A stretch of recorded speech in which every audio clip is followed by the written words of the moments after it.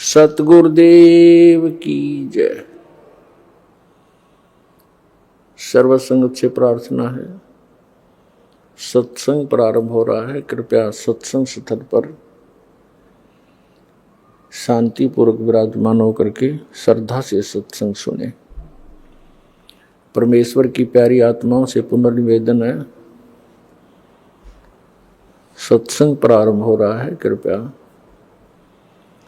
सत्संग स्थल पर शांतिपूर्वक विराजमान होकर के श्रद्धा से सत्संग सुने। सत सही।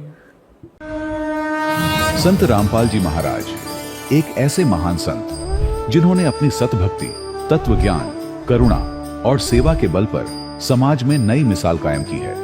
संत रामपाल जी महाराज की अगुवाई में उनके सभी सतलोक आश्रमों से समाज कल्याण के अद्भुत कार्यों ने समाज को सुनहरे भविष्य की एक नई उम्मीद दिखाई है। संत रामपाल जी महाराज से नाम दीक्षा लेने के बाद लाखों लोगों की लाइलाज बीमारियां जैसे कैंसर, एड्स आदि ठीक हुई। संत जी के ज्ञान से प्रेरित होकर उनके अनुयायियों ने लाखों यूनिट रक्तदान किया। संत जी ने लाखों बहन बेटियों का दहेज मुक्त विवाह करवाया।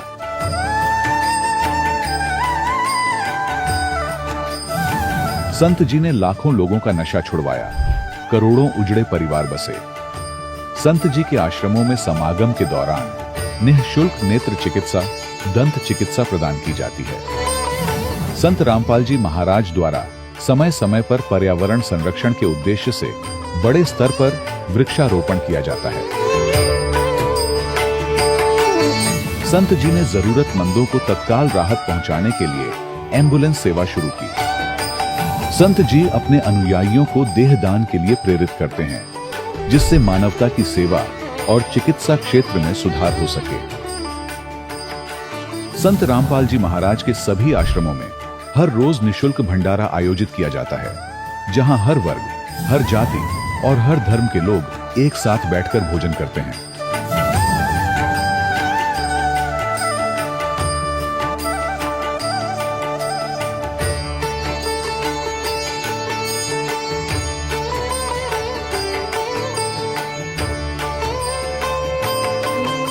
संत रामपाल जी महाराज की अन्नपूर्णा मुहिम ने गरीब और बेसहारा लोगों के जीवन में एक नई ऊर्जा और उम्मीद को जन्म दिया है। घर घर खाद्य सामग्री और जरूरी मदद पहुंचाकर संत रामपाल जी महाराज ने लोगों को दुख और मजबूरी से लड़ने की ताकत प्रदान की है।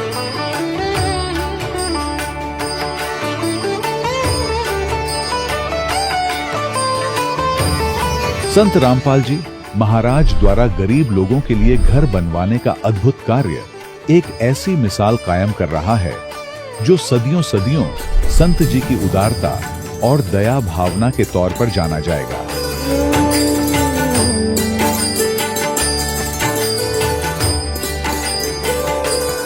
संत रामपाल जी महाराज के आश्रम में हजारों बुजुर्गों को सम्मान और प्यार के साथ जीवन जीने का अवसर मिलता है।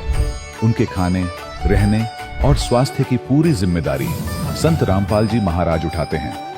अनाथ बच्चों के लिए संत रामपाल जी महाराज के सभी आश्रम किसी वरदान से कम नहीं। यहाँ उन्हें शिक्षा, संस्कार और भविष्य के लिए बेहतर अवसर प्रदान किए जाते हैं। चाहे बाढ़ हो, भूकंप या महामारी, संत रामपाल जी महाराज और उनके अनुयायी हमेशा ही जरूरतमंदों के लिए सबसे आगे खड़े रहते हैं। कोविड महामारी के दौरान संत रामपाल जी महाराज के आश्रमों से करोड़ों लोगों के लिए भोजन, दवाइयां और जीवन रक्षक सामग्रियां उपलब्ध कराई गई। चाहे गरीब की मदद हो या किसी शोषित और पीड़ित वर्ग के हक और सम्मान की लड़ाई, संत रामपाल जी महाराज ने हमेशा ही उनकी दबी आवाज को सरकारों तक पहुंचाया है और उन्हें उचित न्याय दिलवाने में अहम भूमिका अदा की है। समाज में आध्यात्मिक और सामाजिक मूल्यों के प्रति जागरूकता लाने में संत रामपाल जी महाराज हर कदम पर मानवता के सच्चे सेवक साबित हुए हैं। संत रामपाल जी महाराज का जीवन हमें सिखाता है कि सच्ची सेवा वही है जो निस्वार्थ भाव से की जाए। आइए हम भी इस महान सेवा के कार्य में इस महान संत से जुड़ें और संत रामपाल जी महाराज से नाम दीक्षा लेकर अपने जीवन को धन्य बनाएं।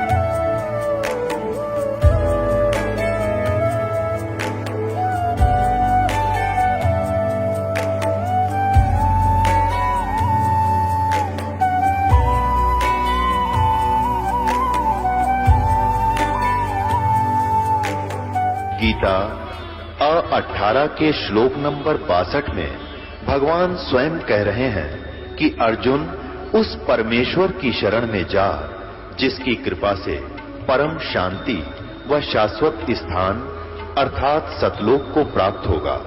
वो परमेश्वर कौन है, कहां है, कैसा है, जानने के लिए कृपया अवश्य सुनिए जगत गुरु तत्वदर्शी संत रामपाल जी महाराज के अमृत वचन। दर्शकों, आज पूरी दुनिया एक अनदेखे तूफान की चपेट में है। कहीं युद्ध की आग, कहीं नफरत का जहर, कहीं इंसान ही इंसान का दुश्मन बन बैठा है। हर तरफ एक ही सवाल गूंज रहा है, क्या अब शांति संभव है भी या नहीं? लेकिन दर्शकों, इस अंधकार के बीच एक ऐसी रोशनी है जिसे आज तक न कोई पहचान पाया, न कोई समझ पाया। एक ऐसा अजब गजब फार्मूला जो किसी सरकार के पास नहीं, किसी संगठन के पास नहीं, बल्कि एक तत्वदर्शी संत के पास है। आज हम इस वीडियो में जानेंगे कि कैसे शब्द शक्ति, द पावर ऑफ वर्ड, इस पूरी सृष्टि को बदलने की ताकत रखती है। कैसे गीता, कुरान, बाइबल और गुरु ग्रंथ साहिब सब एक ही सत्य की ओर इशारा करते हैं। तो चलिए दर्शकों, आज इस रहस्य को परत दर परत खोलते हैं और जानते हैं वो मूल मंत्र जिससे 100% शांति संभव है। पूर्ण ब्रह्म कबीर का अंश वह जग का रखवाला, त्रिलोक में उसकी महिमा का डंका विकराला। अनादि वो अनंत भी वो धर्म ध्वज का है मान, वह तत्वदर्शी वो बंदी छोड़, जय जय कबीर भगवान, जय जय कबीर भगवान। दर्शकों, इस वैश्विक अशांति के अंधेरे को केवल संत रामपाल जी महाराज ही अपनी तत्व ज्ञान की रोशनी से मिटा सकते हैं। उनके पास वह अजब गजब और अचूक फॉर्मूला है जिससे 100% शांति संभव है। उस फॉर्मूले का मूल मंत्र है मन, कर्म और वचन से स्वप्न में भी किसी का बुरा न सोचना। जब एक इंसान को जीवन जीने का यह वास्तविक फॉर्मूला समझ आ जाता है तो उसके भीतर एक क्रांतिकारी बदलाव आता है। वह न केवल बुरा करना छोड़ देता है बल्कि बुरा सोचना भी बंद कर देता है। और दर्शकों, यहीं से शुरू होता है असली परिवर्तन। जैसे ही इंसान की सोच बदलती है, उसकी क्वांटम फ्रीक्वेंसी यानी सूक्ष्म ऊर्जा की आवृत्ति भी बदलने लगती है। जब करोड़ों इंसानों की यह फ्रीक्वेंसी एक साथ सकारात्मक होने लगेगी, तब विश्व से नफरत और युद्ध स्वतः ही समाप्त हो जाएंगे। यह विश्व शांति का वह मॉडल यानी ढांचा है जिसे संत रामपाल जी महाराज धरातल पर उतार रहे हैं। हमने किसी का बुरा नहीं करना, ये नोट कर लो। जिस दिन हमने ये सोच ली का नाश करा, इसने बुरा करे, उसी दिन मारा होना शुरू हो जाएगा। ये फार्मूला शुरू पे था, मैं शुरू से ही फार्मूले पे चला हूं, लिख के वो। दर्शकों, यही वह यूनिवर्सल नियम, सार्वभौमिक नियम है जिसके आधार पर विश्व शांति संभव है। जब हर इंसान अपने विचारों और कर्मों की जिम्मेदारी लेना सीख जाता है। और दर्शकों, यही क्रांतिकारी बदलाव आज संत रामपाल जी महाराज के माध्यम से अत्यंत तीव्र गति से हो रहा है। आज हम प्रमाण के साथ यह दिखा रहे हैं कि महाराज जी द्वारा कही गई एक एक बात सत्य के पर्वत की तरह अडिग स्थापित हो रही है। और वो इसलिए है क्योंकि संत रामपाल जी के पास शब्द शक्ति है, द पावर ऑफ वर्ड।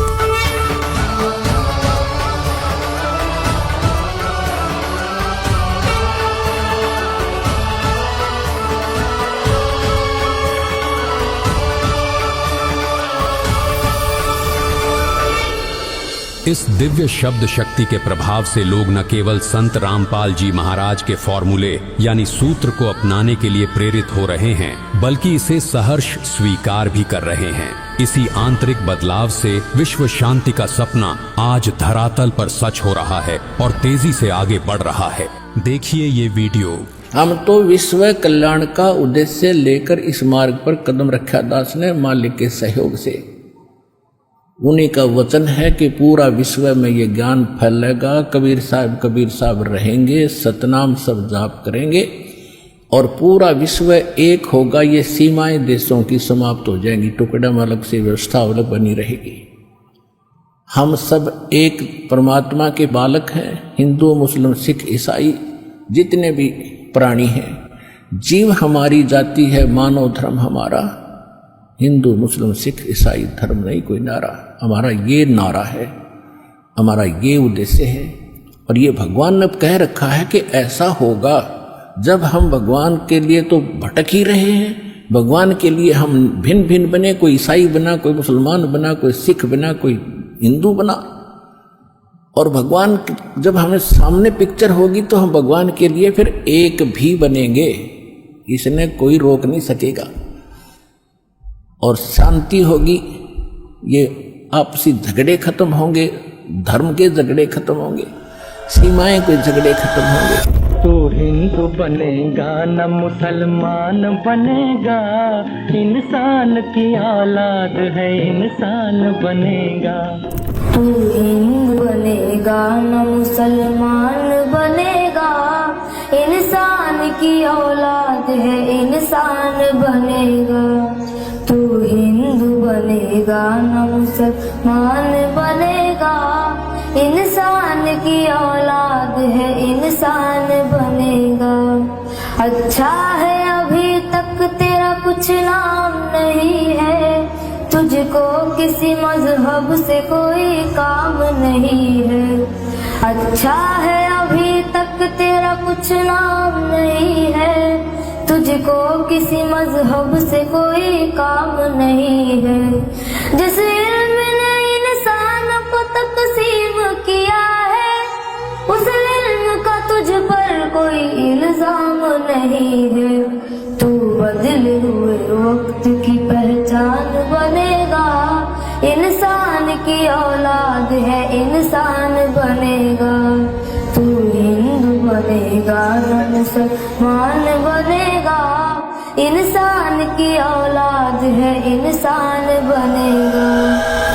अब जैसे पहले अंग्रेज लोग यहाँ थे, यहाँ से बहुत सा धन ले जाके उन्होंने इंग्लैंड में भर दिया, और वो मर के भारत में गधे बन गए। उनके के काम आया वो तो उन मूर्खा के काम आया, वो कर्म बिगाड़ गए।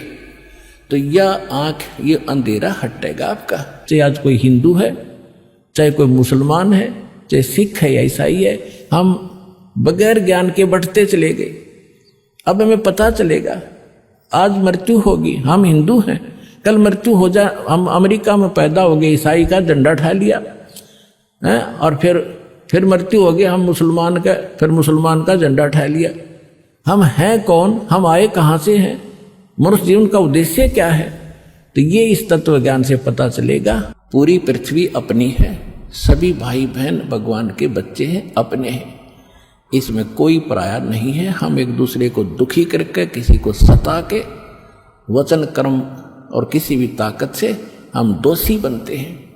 हमें तो वचन कर्म से और तन मन धन से सबको सुखी करने की चेष्टा करनी चाहिए। कबीर साहब का विधान है, ऐसी बानी बोलिए मन का आपा खोए, औरन को भी शीतल करे, आप भी शीतल हो।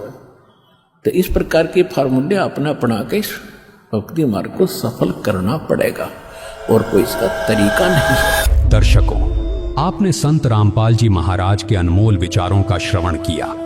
यही वे परम शक्ति युक्त विचार हैं जो आज के समय में आपसी भाईचारे और शांतिपूर्ण वातावरण को निर्मित करने का मूल मंत्र है। दर्शकों, संत रामपाल जी महाराज बताते हैं कि भारत की पावन धरा पवित्रता का वह अनुपम प्रतीक है जहां स्वयं सृष्टिकर्ता महाप्रभु सन 1398 से 1518 तक सशरीर विद्यमान रहे। वे इस धरती पर सशरीर अवतरित हुए और 120 वर्षों तक अपनी अद्भुत चमत्कारिक लीलाएं करने के पश्चात सशरीर ही अपने सनातन धाम वापस प्रस्थान कर गए तथा वर्तमान में भी सन 1997 से प्रभु इस पावन धरा पर विद्यमान है। परमेश्वर का बार बार भारत की इस पवित्र भूमि को चुनना यह सिद्ध करता है कि यदि आज विश्व में दया, धर्म और मानवता का कोई अंश शेष है तो वह इसी भारत भूमि पर सुरक्षित है। दूसरी महत्वपूर्ण बात यह है कि सनातनी शास्त्रों में अध्यात्म की वह संपूर्ण कड़ियां हमारे अस्तित्व से जुड़ी हैं, जैसे हमें किसने बनाया, हम कहाँ से आए, हम क्यों जन्मते मरते हैं, इस तरह का वास्तविक ज्ञान अन्य मतावलंबियों को यानी कि अन्य धर्म के लोगों को नहीं है। उदाहरण के तौर पर सनातनी शास्त्र श्रीमद् भगवत गीता के अध्याय 4 श्लोक 5 में कहा गया है, हे अर्जुन, तेरे और मेरे अनेक जन्म हो चुके हैं, उन्हें मैं जानता हूं, तू नहीं जानता। इसी प्रकार अध्याय 10 श्लोक 2 में बताया गया है कि मेरी उत्पत्ति को देवता और ऋषि भी नहीं जानते, क्योंकि वे भी मुझसे ही उत्पन्न हुए हैं। और अध्याय 2 श्लोक 22 में समझाया गया है, जैसे मनुष्य पुराने वस्त्रों को त्याग कर नए वस्त्र धारण करता है, वैसे ही जीवात्मा पुराने शरीर को छोड़कर नया शरीर धारण करती है। जन्म और मृत्यु के जिस रहस्य ने सदियों से दुनिया को उलझाए रखा है, श्रीमद् भगवत गीता के ये कुछ श्लोक उस पर से पर्दा उठाते हैं। ये प्रमाणित करते हैं कि जीवन का यह चक्र अपने आप नहीं चल रहा, बल्कि यह एक पूर्व निर्धारित और सुव्यवस्थित तंत्र है, जिसका संचालन किसी उच्च शक्ति के नियंत्रण में है। दूसरी ओर विश्व का सबसे बड़ा धर्म ईसाई धर्म माना जाता है। इसके बाद दूसरे नंबर पर इस्लाम धर्म का स्थान आता है। इन दोनों धर्मों के मानने वाले लोगों की यानी कि ईसाई और मुसलमानों की यह सामान्य धारणा है कि मनुष्य का जन्म इस धरती पर केवल एक बार होता है। उनकी मान्यता के अनुसार कयामत के दिन ही कर्मों का अंतिम न्याय होगा और उस समय अच्छे कर्म करने वाले स्वर्ग यानी जन्नत को प्राप्त होंगे, जबकि बुरे कर्म करने वाले नरक यानी दोजख में जाएंगे। किंतु दुर्भाग्य की बात यह है कि पवित्र कुरान इस धारणा के विपरीत एक गहरा संकेत देती है। पवित्र कुरान की सूरत अल अंबिया 21 आयत नंबर 104 में अल्लाह का स्पष्ट कथन है, जिस तरह हमने सृष्टि की रचना पहली बार की थी, उसी प्रकार हम उसे कयामत के बाद दोबारा उत्पन्न करेंगे। यह हमारा वायदा है और हम इसे पूरा करके रहेंगे। यह प्रमाण सिद्ध करता है कि सृष्टि का चक्र केवल एक बार के लिए नहीं है। इसके साथ ही सूरत अल अनाम 6 आयत 133 में भी संकेत मिलता है कि यदि अल्लाह चाहे तो तुम्हें हटाकर तुम्हारी जगह दूसरों को वैसे ही ले आए, जैसे उसने तुम्हें दूसरों की संतान से पैदा किया है। ये आयतें स्पष्ट करती हैं कि परमात्मा इस सृष्टि को समाप्त करके पुनः उसी प्रकार उत्पन्न करा है जैसे उसने सर्वप्रथम रचा था। जैसे पवित्र बाइबल के उत्पत्ति ग्रंथ के पहले अध्याय में सृष्टि की रचना का अद्भुत विवरण मिलता है। उत्पत्ति 1:1-2 के अनुसार आदि में ईश्वर ने आकाश और पृथ्वी की रचना की। प्रारंभ में पृथ्वी बेडौल और सुनसान थी और गहरा अंधकार छाया हुआ था। उत्पत्ति 1:1-2। तब ईश्वर ने आज्ञा दी और उजाला हो गया। उन्होंने उजियाले को अंधकार से अलग किया और इस प्रकार दिन और रात बने। उत्पत्ति 1:3-5। इसके पश्चात ईश्वर ने क्रमानुसार आकाश और समुद्र बनाए। फिर पृथ्वी पर घास, बीज वाले पौधे और फलदार वृक्षों का सृजन किया। उत्पत्ति 1:11-13। फिर उन्होंने आकाश में उजाला करने वाले पिंडों, सूर्य, चंद्रमा और नक्षत्रों को बनाया। उत्पत्ति 1:14-19।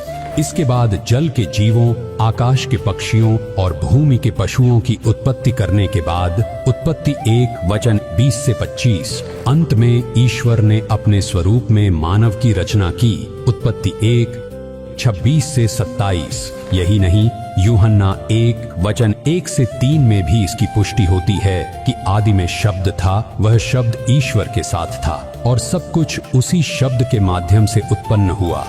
दर्शकों, पवित्र बाइबल के इन प्रमाणों से यह स्पष्ट हो जाता है कि उस परमेश्वर अल्लाह यानी गॉड ने सर्वप्रथम अपनी शब्द शक्ति के माध्यम से ही इस समस्त सृष्टि की रचना की थी। अर्थात प्रथम बार की प्रक्रिया से अल्लाह ने अवगत कराया, जो इसी बात को पवित्र कुरान में दोहरा रहा है कि जिस तरह हमने सृष्टि की रचना पहली बार की थी, उसी प्रकार हम उसे कयामत के बाद दोबारा उत्पन्न करेंगे। यह हमारा वायदा है और हम इसे पूरा करके रहेंगे। सूरत अल अंबिया 21 आयत नंबर 104। इसी विषय में सुनिए सर्व ज्ञानदाता बाखबर संत रामपाल जी महाराज जी और डॉक्टर जाकिर नायक से हुई ज्ञान चर्चा का कुछ अंश। जन्म और मरण का यानी पुनर्जन्म, पुनरुत्पत्ति का कुरान शरीफ के अंदर आपको ज्ञान देते हैं, दिखाते हैं। पवित्र कुरान शरीफ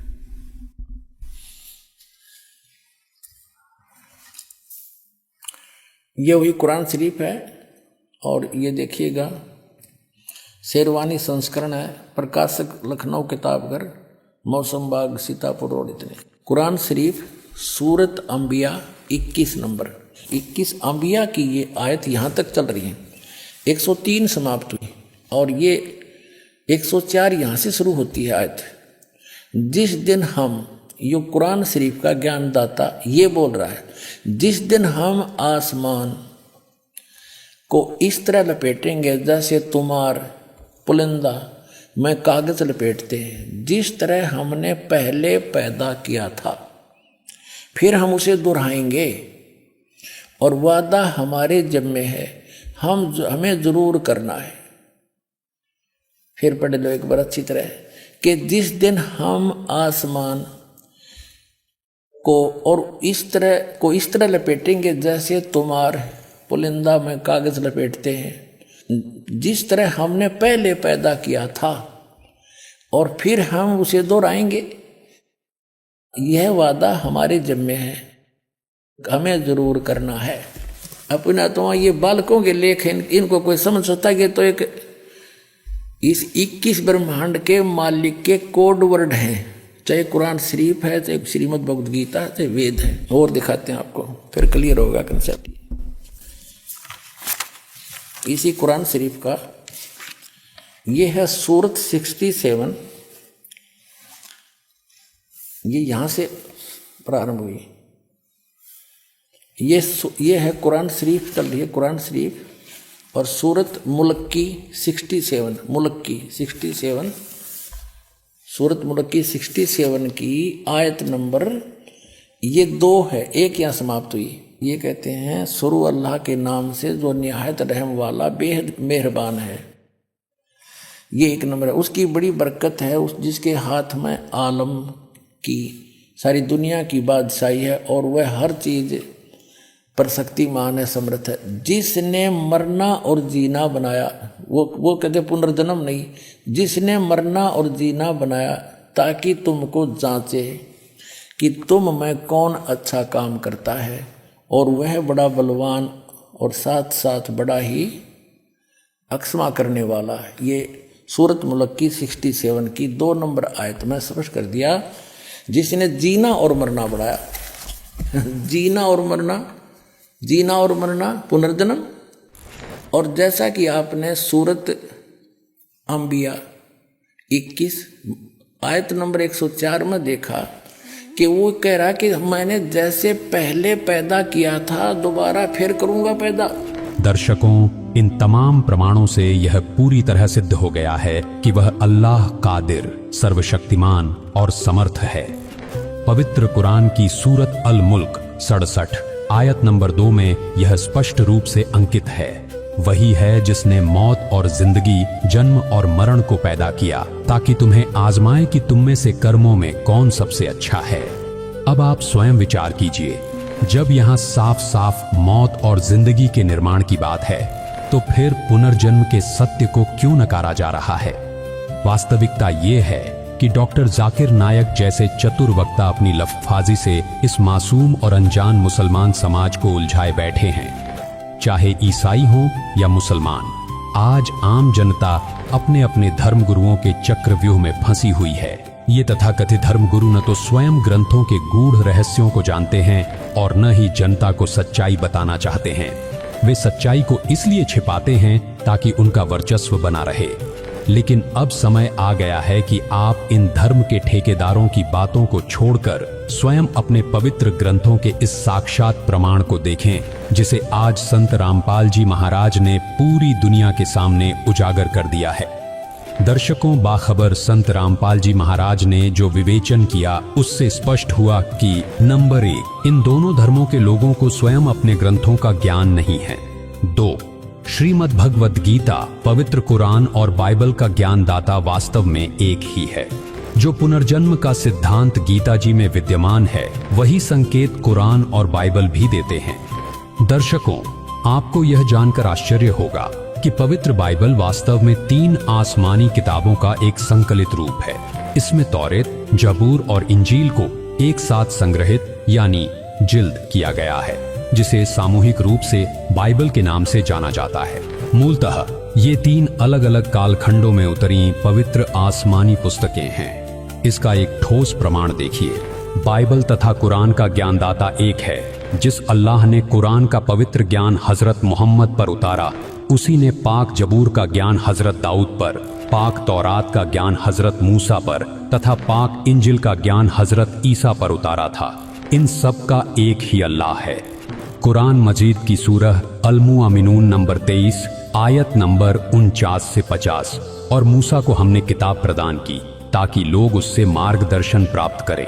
और मरियम के बेटे और उसकी मां को हमने एक निशानी बनाया और उनको एक उच्च धरातल पर रखा जो इत्मीनान की जगह थी और स्रोत उसमें प्रवाहित थे। सूरह अल हदीद नंबर 57 आयत नंबर 26 से 27। आयत नंबर 26, हमने नूह और इब्राहिम को भेजा और उन दोनों की नस्ल में नबूवत, पैगंबरी और किताब रख दी। फिर उनकी औलाद में से किसी ने सन्मार्ग अपनाया और बहुत से अवज्ञाकारी हो गए। आयत नंबर 27, उनके बाद हमने एक के बाद एक अपने रसूल भेजे और उनके बाद मरियम के बेटे ईसा को भेजा और उसे इंजिल प्रदान की। और जिन लोगों ने उनका अनुसरण किया, उनके दिलों में हमने तरस और दयालुता डाल दी और रहबानियत, सन्यास की प्रथा उन्होंने खुद आविष्कृत की। हमने उनके लिए अनिवार्य नहीं किया, मगर अल्लाह की खुशी की तलब में उन्होंने खुद ही यह नई चीज निकाली और फिर इसकी पाबंदी करने का जो हक था उसे अदा न किया। उनमें से जो लोग ईमान लाए हुए थे, उनका प्रतिफल हमने उनको प्रदान किया, मगर उनमें से ज्यादा लोग अवज्ञाकारी हैं। सन्यास यानी घर त्याग कर पहाड़ों व जंगलों में परमात्मा की तलाश में चले जाना, जैसे शेख फरीद, बाजीद आदि आदि। कुरान मजीद की सूरह अल बकराह 2 आयत नंबर 35 से 38 तक कुरान का ज्ञान देने वाला अल्लाह कह रहा है कि आयत नंबर 35, फिर हमने आदम से कहा, तुम और तुम्हारी पत्नी दोनों जन्नत स्वर्ग में रहो और यहाँ जी भरकर जो चाहो खाओ, किंतु इस पेड़ के निकट न जाना, नहीं तो जालिमों में गिने जाओगे। आयत नंबर 36, अंततः शैतान ने उन दोनों को उस पेड़ की ओर प्रेरित करके हमारे आदेश की अवहेलना करवा दी। हमने हुक्म दिया कि अब तुम सब यहाँ से उतर जाओ, एक दूसरे के दुश्मन बन जाओ। सर्प और इंसान एक दूसरे के शत्रु हो गए और तुम्हें एक समय तक धरती पर ठहरना है, वहीं गुजर बसर करना है। आयत नंबर 37, उस समय आदम ने अपने रब से कुछ शब्द सीखकर तौबा, क्षमा याचना की, जिसे उसके रब ने स्वीकार कर लिया, क्योंकि वह बड़ा क्षमा करने वाला और दया करने वाला है। आयत नंबर 38, हमने कहा कि तुम अब यहाँ से उतर जाओ, फिर मेरी ओर से जो मार्गदर्शन तुम्हारे पास पहुंचे उसके अनुसार चलना। जो मेरे मार्गदर्शन के अनुसार चलेंगे उनके लिए किसी भय और दुख का मौका न होगा। पवित्र कुरान में इस बात का स्पष्ट प्रमाण मौजूद है, जहां स्वयं कुरान ज्ञानदाता यह स्वीकार करता है कि मैंने ही मूसा अलैहि को तौरेत का ज्ञान प्रदान किया, दाऊद अलैहि पर जबूर नाजिल की और मरियम के पुत्र ईसा अलैहि को इंजील का इल्म अता किया। यह तथ्य इस बात की अकाट्य पुष्टि करता है कि जो सत्ता कुरान का ज्ञान दे रही है वही तौरेत और इंजील की भी स्रोत है। इसी आधार पर जब हम सूरत अल अंबिया 21 आयत 104 को देखते हैं तो वहां स्पष्ट लिखा है, जिस तरह हमने सृष्टि की रचना पहली बार की थी, उसी प्रकार हम उसे कयामत के बाद दोबारा उत्पन्न करेंगे। अब यहाँ प्रश्न यह है कि पहली बार सृष्टि कैसे रची गई थी। इसका उत्तर हमें उसी तौरेत बाइबल में मिलता है, जैसा कि अभी आपको बाइबल की उत्पत्ति ग्रंथ से दिखाया था, जिसे कुरान का ज्ञानदाता अपना ही दिया हुआ ज्ञान बता रहा है। तौरेत के अनुसार आदि में शब्द था और ईश्वर ने अपनी शब्द शक्ति से ही पृथ्वी, आकाश और समस्त कायनात की रचना की। अतः यह पूर्णतः सिद्ध हो जाता है कि ईश्वर ने सृष्टि को पहले भी रचा था, वह इसे कयामत पर नष्ट भी करेगा और अपने वादे के अनुसार इसे पुनः उसी पुरातन विधि से रचेगा। यह सिलसिला अटल है और यही पूर्ण आध्यात्मिक सत्य है। दर्शकों, इन तमाम प्रमाणों को उजागर करने का मुख्य उद्देश्य यही है कि हम उस सत्य को समझ सकें जिसे संत रामपाल जी महाराज ने स्पष्ट किया है। जन्म और मृत्यु का यह चक्र तब तक चलता रहेगा जब तक साधक उस तत्वदर्शी संत यानी बाखबर की शरण में नहीं जाता। स्वयं पवित्र कुरान शरीफ के सूरत अल फुरकान 25 आयत नंबर 59 में सृष्टि रचने वाले उस रहमान अल्लाह कबीर की महिमा बताई गई है और अंत में स्पष्ट कहा गया है, वह अल्लाह कबीर बड़ा रहमान है। उसकी खबर किसी बाखबर जानकार तत्वदर्शी संत से पूछ देखो। ठीक यही बात गीता ज्ञानदाता ने भी अध्याय 4 के श्लोक 34 में कही है कि उस तत्व ज्ञान को तू तत्वदर्शी संतों के पास जाकर समझ। और फिर अध्याय 18 के श्लोक 62 में उसी परमेश्वर की महिमा करते हुए अर्जुन को आदेश दिया है, हे अर्जुन, तू सर्वभाव से उस परम अक्षर ब्रह्म की शरण में जा, जिसकी कृपा से ही तू परम शांति और सनातन परम धाम को प्राप्त होगा। आज वही पूर्ण परमात्मा जगन्नाथ महाप्रभु 16 महाकलाओं वाला है, जो संत रामपाल जी महाराज के रूप को सृजन करके वर्तमान में हमारे बीच विद्यमान है। उनके द्वारा बताई गई सतभक्ति ही इस जन्म मृत्यु के चक्र से मुक्ति दिलाकर हमें उस अविनाशी सुख सागर सतलोक तक पहुंचा सकती है। अब हम अपने मूल प्रसंग पर लौटते हैं कि विश्व में शांति और आपसी भाईचारा कैसे संभव है। जैसे एक ओर हमारे मुसलमान और ईसाई भाई सामान्यतः यह मानते हैं कि जीवन केवल एक बार मिलता है और उसके बाद केवल कयामत का इंतजार है। वे पुनर्जन्म के सत्य से अनभिज्ञ हैं, क्योंकि ना तो वो मानते ना वो जानते उनके ग्रंथों में जो सत्य लिखा है कि जीव का जन्म मृत्यु होता है, जिन्हें हमने अभी स्पष्ट किया है। दूसरी ओर हिंदू धर्म के अनुयायी इस बात से भली भांति परिचित हैं कि जन्म और मृत्यु का चक्र निरंतर चलता रहता है, क्योंकि पवित्र गीता जी के प्रमाण उनके जीवन का आधार रहे हैं।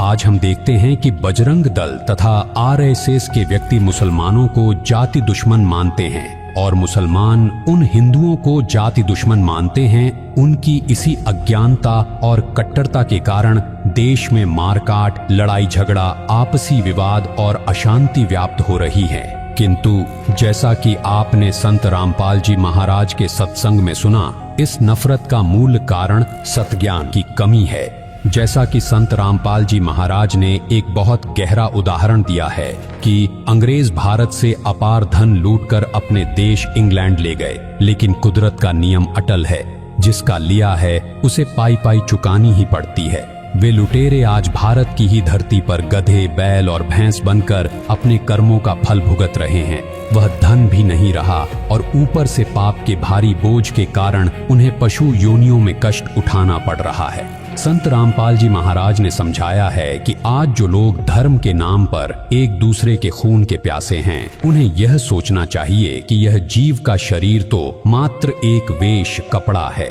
यह यूनिवर्सल ट्रुथ यानी शाश्वत सत्य है कि आज जो बजरंग दल वाले हैं या आरएसएस वाले हैं, हिंदू के घर जन्म लेकर मुसलमानों से लड़ रहा है, हो सकता है पिछले जन्म में वह मुसलमान रहा हो, और जो मुसलमान बनकर आज हिंदुओं का विरोध कर रहा है, वह पूर्व जन्म में कट्टर हिंदू रहा हो। अब हम उस मूल सत्य की ओर चलते हैं, जिसे समझना आज विश्व शांति के लिए अनिवार्य है। सृष्टि के प्रारंभ में केवल एक आदि सनातन धर्म था। समय के साथ उसी का स्वरूप बदलकर सनातन हुआ और कालांतर में वही हिंदू धर्म के रूप में जाना जाने लगा। फिर इसी धारा से निकलकर इस्लाम और ईसाई जैसे अनेकों पंथ और मजहब बने।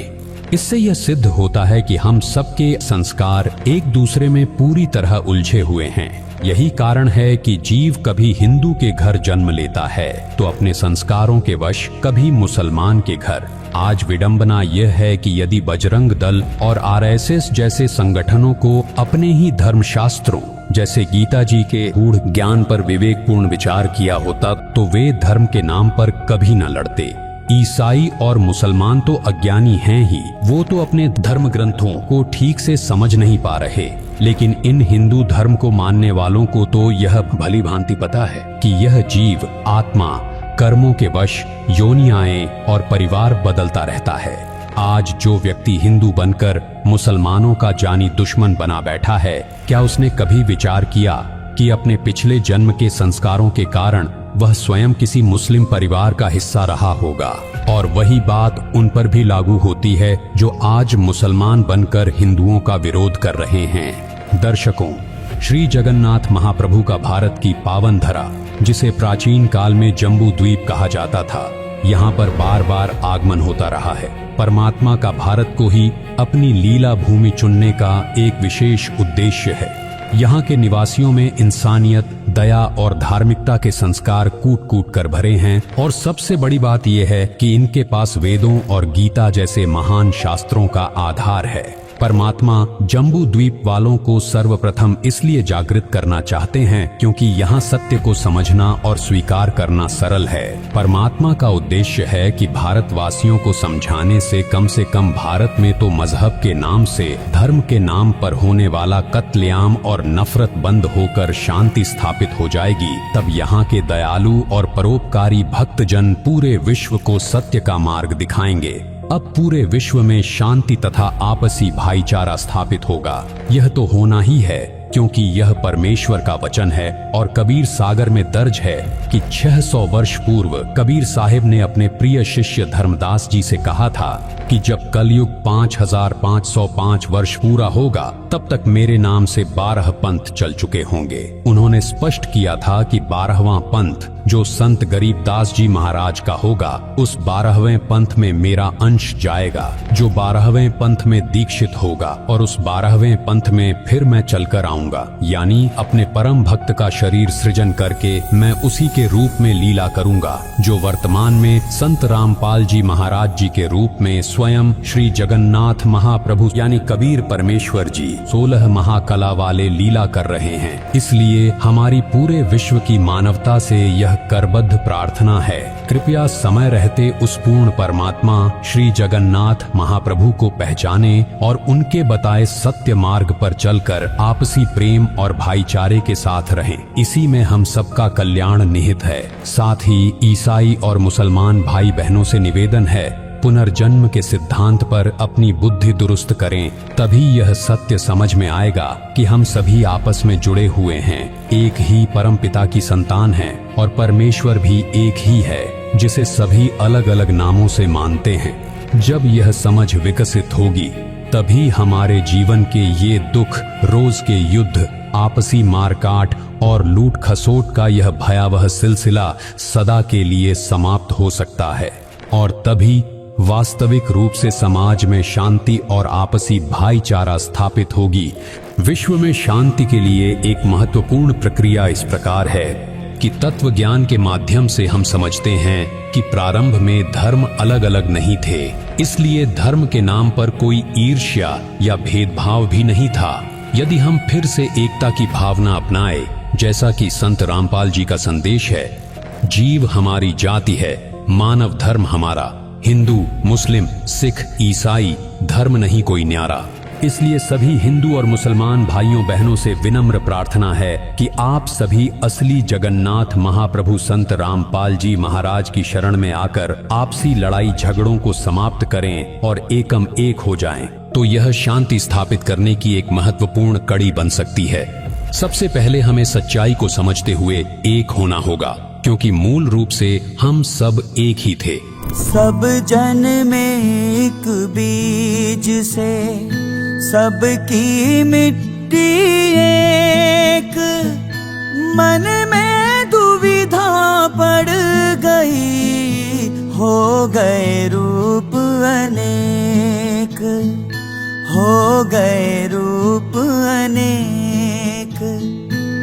जो तू सच्चा बानिया सबसे एक सा बोल, ऊंच नीच को छोड़ दे, एक बराबर तो, एक बराबर तोल। नमस्कार दोस्तों, आज हम बात करने वाले हैं सतयुग की वापसी की। संत रामपाल जी महाराज जी ने वर्षों पहले कहा था कि एक विशेष कालखंड आएगा जब दुनिया के पाप अपने चरम पर होंगे और उसी समय एक ऐसा परिवर्तन होगा जो युगों को बदल देगा। उन्होंने कहा कि एक दिन ऐसा आएगा जब धर्म की असली परिभाषा समझाई जाएगी और वही दिन सतयुग का बीज होगा।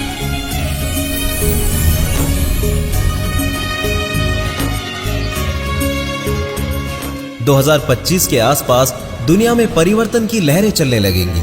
आपदाएं, युद्ध, तकनीकी अराजकता और मानसिक अशांति।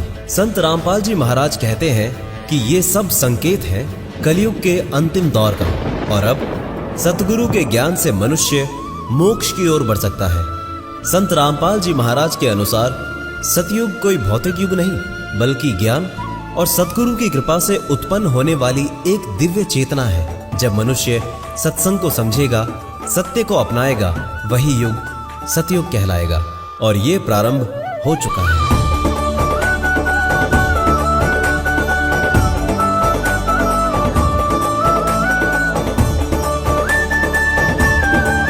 संत रामपाल जी महाराज का संदेश है, सतगुरु की पहचान करो और अपने भीतर के सतयुग को जगाओ। संत रामपाल जी महाराज कहते हैं, सत ज्ञान से बड़ा कोई तीर्थ नहीं और आत्मज्ञान ही मोक्ष का द्वार है। सतयुग की शुरुआत तभी होगी जब मानव खुद को पहचानेगा। न जाति न धर्म, सिर्फ आत्मा की शुद्धता मायने रखेगी। ये आत्मज्ञान संत रामपाल जी महाराज के सत्संगों में प्रत्यक्ष होता है। संत रामपाल जी महाराज जी ने बताया है कि सतयुग में धरती स्वयं को शुद्ध करने लगेगी, प्रकृति बदलेगी, नदियां निर्मल होंगी, हवाओं में शांति होगी। ये कोई चमत्कार नहीं, ये मनुष्यता की चेतना का विस्तार है। जहाँ सत्संग होता है वहाँ हवा तक हल्की और पवित्र लगती है। कई लोगों ने बताया कि उन्हें ऐसा लगा जैसे कोई अदृश्य शक्ति उनका मार्गदर्शन कर रही है। सतयुग का पहला संकेत है सत्य का प्रकट होना और पाप का अंत होना।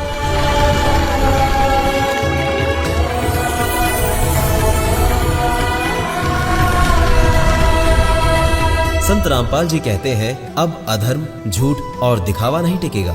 सच्चा न्याय शुरू हो चुका है और ये कर्मों का सटीक फल देने वाला युग होगा। संत रामपाल जी के सत्संग में कई ऐसे गुप्त ग्रंथों का जिक्र होता है जो युगों से छिपा दिए गए थे। इनमें वो ज्ञान छिपा है जो सतयुग के मूल स्तंभ है। संत रामपाल जी महाराज ने बताया है कि एक समय आएगा जब पूरी पृथ्वी पर सिर्फ एक धर्म होगा, सत्य धर्म। ना कोई विवाद, ना कोई लड़ाई, सब लोग एक ही सत्य स्थान को स्वीकार करेंगे। अब हवन की जगह ज्ञान यज्ञ होगा, जहाँ संत रामपाल जी महाराज के सत्संगों से घर घर में वेदों, गीता और पुराणों का सच्चा सार पहुंचेगा।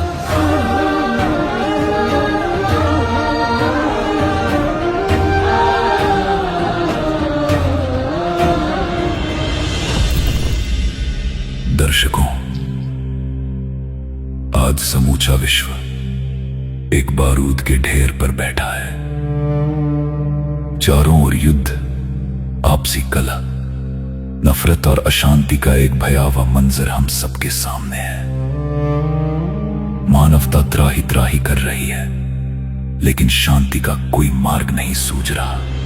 लेकिन अब इस त्राही और अशांति का अंत निश्चित है, क्योंकि संत रामपाल जी महाराज जी ने विश्व शांति की घोषणा कर दी है। यानी कि संत रामपाल जी महाराज ने जो कह दिया वो तो होना ही है, क्योंकि वर्ड पावर संत रामपाल जी महाराज के ही पास है। अर्थात हर समस्या का सल्यूशन का फार्मूला संत रामपाल जी महाराज के पास है। जब हम वो फार्मूला लगाएंगे, समाधान अपने आप हो जाएगा।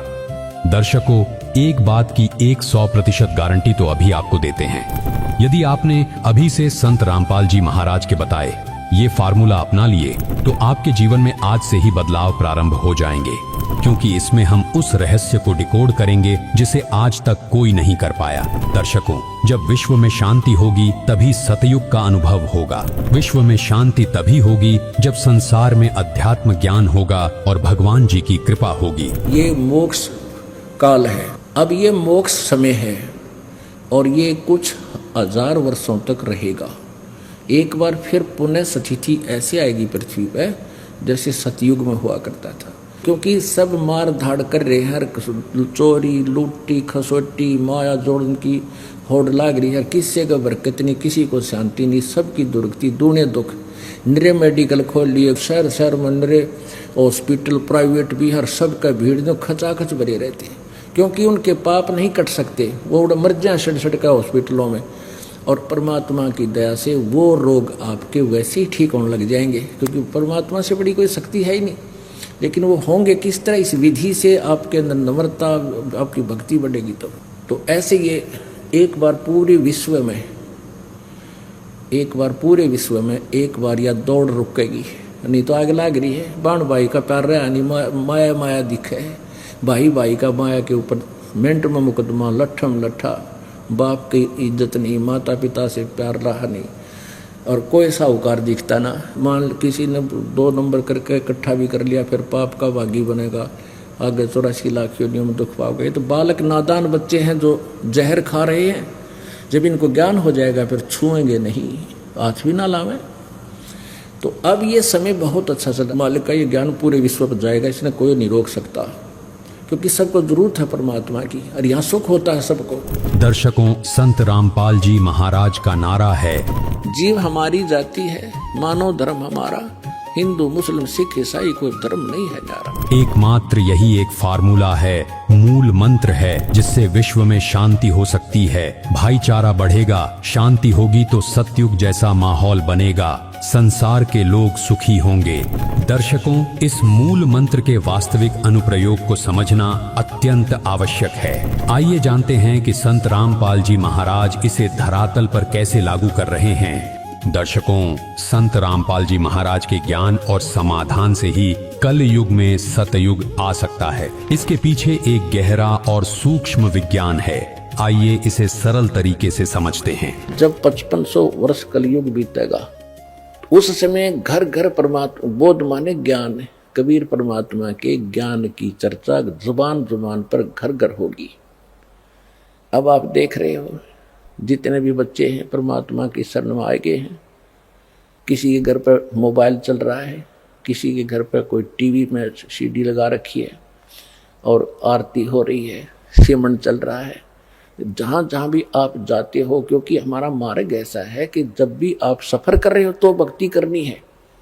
कोई जैसे आप यहाँ से जाते हो, यहाँ के लिए आते हो, ट्रेन में आते हो, बसों में आते हो, अपनी गाड़ियों में आते हो, तो रास्ते में अवश्य सिमरन करते हो। कोई सुबह का समय हो गया, सुबह की आरती को, दोपहर की, फिर शाम की, दिन में मंत्र। तो इस तरह ये पूरे वातावरण में ये परमात्मा का जो यथार्थ भक्ति है, इसकी ऐसी फैल रही है, ये पूरे विश्व में जा रही है। और अभी तक विश्व के अंदर ये गाने बजाने, बकवाद, चर्चा और ये जो निंदा चुगली, इस तरह की बातें, जो विचार विमर्श होते हैं, ये वायुमंडल में घूमते रहते, शब्द खंड नहीं होता। और अब ये वचन चलेंगे परमात्मा की सचवाणी के, और सिमरन की, जो सिमरन करने से आपको तो ताकत आती ही है।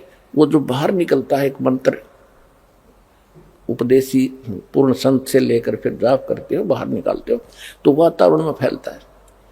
तो इस प्रकार ये सारे मालिक की वाणी चलती है। तो ये वो जो वचन पहले समाज में घर कर चुके हैं, सबके दिमाग बदले हुए हैं, माया की जोड़ तोड़ में लगे हुए हैं, उनके अंदर फिर कुछ संतोष आने लगेगा। जो पुराने विचार हैं उनको इसमें ऐसी ताकत, जैसे आप देखते हो गंदी हवा ऊपर उठ जाती है, शुद्ध हवा नीचे आ जाती है। तो परमात्मा के जो वचन ज्ञान आप सुन रहे हो, टीवी पर सुन रहे हो, चिप में सुन रहे हो, मोबाइल से, तो मेमोरी कार्ड से चला रहे हो, या वैसे अपना सांस का सेवन कर, तो ये शुद्ध यथार्थ भक्ति है। ये वातावरण में नीचे नीचे रह जाएगी। और जो ये पहले की बकवादें हैं, जो लड़ाई झगड़े घर घर में हो रहे हैं, आपस में लड़ते रहते हैं, तो ये सारे समाज में घूम रहे, तो सबके माइंड पर टकरा कर वो सबको ऐसे बेचैनी पैदा कर रहे हैं।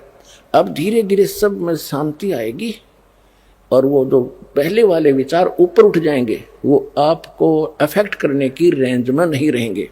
तो परमात्मा की ये जो वाणी अब चल रही है, ये बहुत प्रचुर मात्रा में होगी।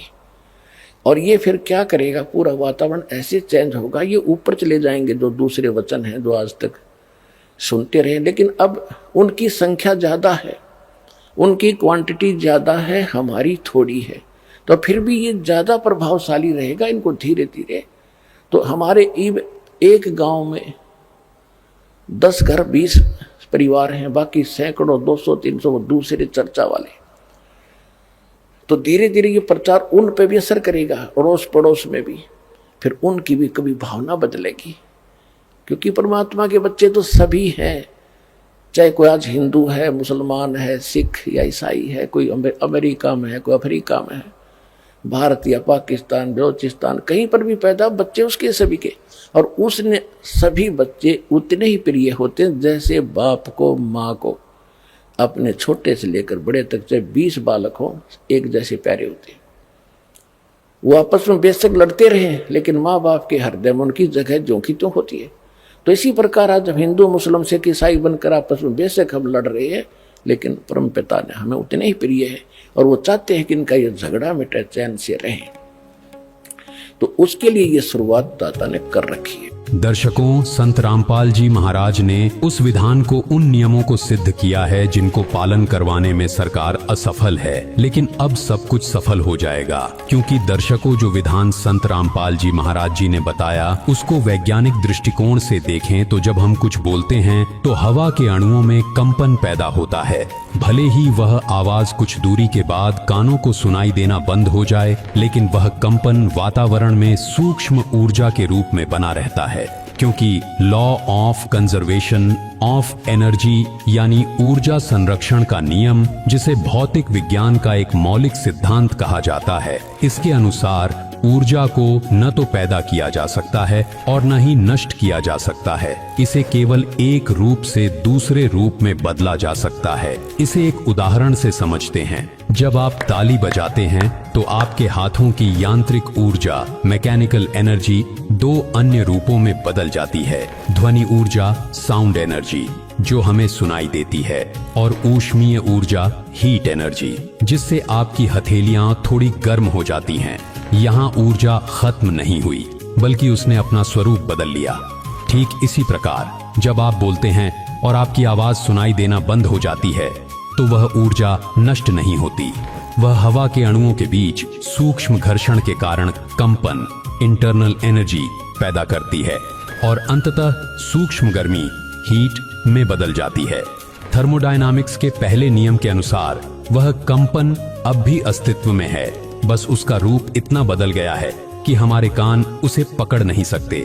वही कंप्यूटर के जनक चार्ल्स बेबेज ने 1837 में अपनी पुस्तक द 9th ब्रिजवाटर ट्रीटाइज के 9वें अध्याय on the permanent impression of our words and actions on the globe we inhabit में लिखा है, The air itself is one vast library on whose pages are forever written all that man has ever said or woman whispered. अर्थात हवा एक विशाल पुस्तकालय है जिसके पन्नों पर मनुष्य ने जो कुछ भी कहा है या फुसफुसाया है वह हमेशा के लिए लिखा गया है।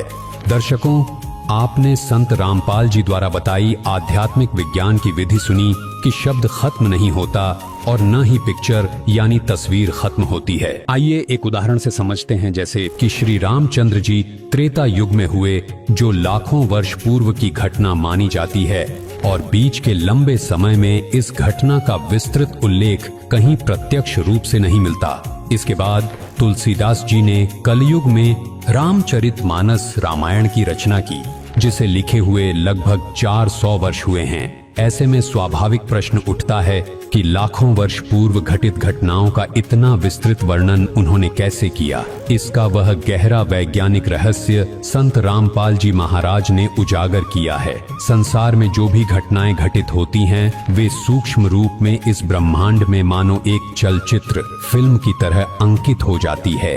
वायु और आकाश में उनकी तरंगें, शब्द और दृश्य किसी न किसी रूप में विद्यमान रहते हैं। इस ब्रह्मांड में कुछ भी नष्ट नहीं होता।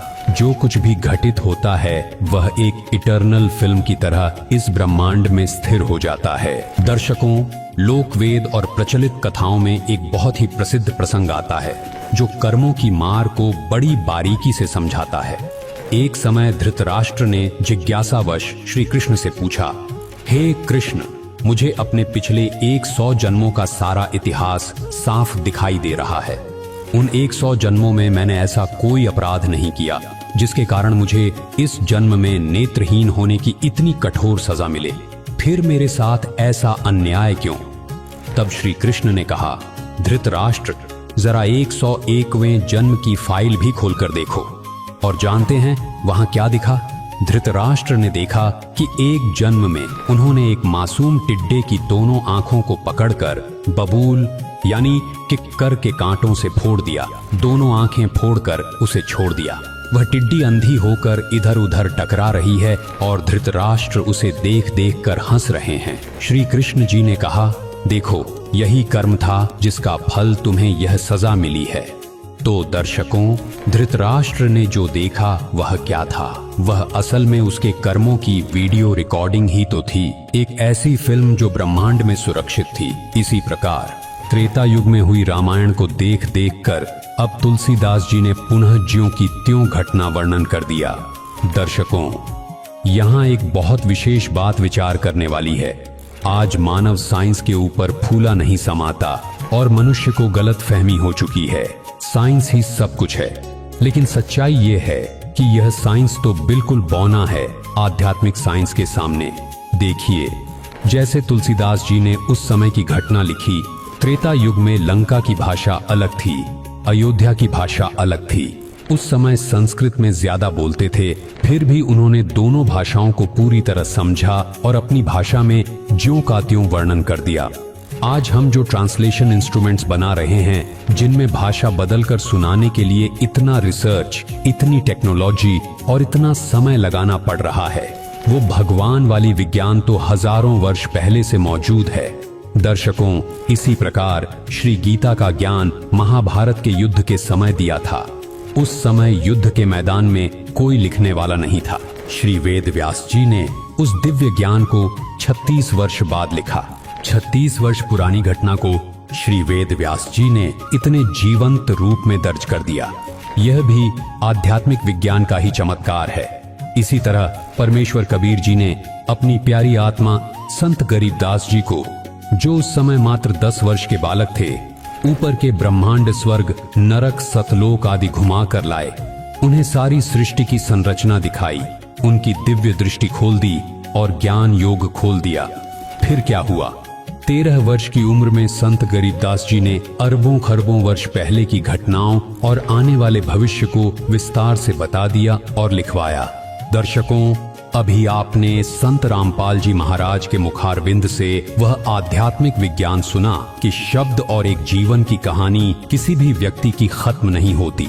उसकी हर घटना, हर शब्द, हर विचार एक फिल्म की तरह इस ब्रह्मांड में हमेशा के लिए स्थिर रहता है। शब्द के साथ उसका चलचित्र भी जुड़ा रहता है और शब्द के साथ शक्ति भी रहती है। तो जो व्यक्ति बोल रहा है, उसके साथ भी वो शब्द रहता है। जो शब्द भक्ति से भरा होता है वह वजनी होता है। जैसे ऑक्सीजन, वह नीचे रहता है, धरती के करीब रहता है और हर जीव को सकारात्मक ऊर्जा देता है। जो शब्द भक्तिहीन होते हैं, निंदा, गाली गलौज, झूठ, बद्दुआएं, वे हल्के होते हैं, वे ऊपर चले जाते हैं, फिर भी वायुमंडल में घूमते रहते हैं और नक्षत्रों की तरह आकाश में फैले रहते हैं।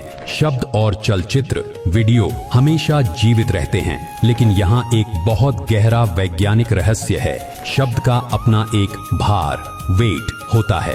भक्ति युक्त शब्द, मंत्र और परमात्मा की चर्चा बिल्कुल ऑक्सीजन की तरह होती है। ऑक्सीजन वजनी, हैवी होती है, इसलिए वह धरातल पर यानी हमारे करीब रहती है। ठीक वैसे ही शुद्ध भक्ति के शब्द पृथ्वी के वातावरण में नीचे रहकर हमें जीवन और सकारात्मक ऊर्जा देते हैं। दूसरी तरफ जन साधारण की नकारात्मक बातें जैसे निंदा, गाली गलौज, अश्लील गाने और दूसरों का बुरा सोचना, यह गैस हल्की होती है और ऊपर की ओर भागती है। यह केवल वातावरण को प्रदूषित करती है और ऊपर जाकर नक्षत्रों की तरह अंतरिक्ष में भटकती रहती है। लेकिन याद रखिए, प्रभाव दोनों का पड़ता है। भले ही ये शब्द अदृश्य हों, लेकिन इनका प्रभाव रियल है। जैसे एक रेडियो फ्रीक्वेंसी हमें दिखाई नहीं देती पर संगीत सुना देती है, वैसे ही ये शब्द इंसानों के मस्तिष्क को, पशु पक्षियों के व्यवहार को और यहाँ तक कि पेड़ पौधों की वृद्धि को भी प्रभावित करते हैं। आज का विज्ञान भी प्लांट न्यूरोबायोलॉजी में यह मान चुका है कि मधुर ध्वनि से पौधे तेजी से बढ़ते हैं। दर्शकों, अब हम उस परम सत्य की ओर बढ़ रहे हैं जिसके बिना विश्व शांति और भाईचारा केवल एक कोरी कल्पना है। वह मूल कारण है अविनाशी कबीर साहिब की शब्द शक्ति, जैसा संत रामपाल जी महाराज जी ने बताया है। शब्द शक्ति से ही विश्व में शांति स्थापित होगी, आपसी भाईचारा स्थापित होगा। यह शब्द शक्ति समर्थ परमात्मा कबीर जी की है। सबसे पहले इस ब्रह्मांड के सबसे बड़े विज्ञान को समझते हैं। शब्द शक्ति, द पावर ऑफ वर्ड। सरल शब्दों में कहें तो शब्द शक्ति का अर्थ है ऐसा वचन जो वास्तविकता को बदल दे। एक छोटा सा उदाहरण लीजिए। किसी देश का राजा एक आदेश पारित करता है कि आज से सभी किसानों का कर्ज माफ किया जाता है। उसके इतना कहते ही पूरे देश के सिस्टम में बदलाव आ जाता है।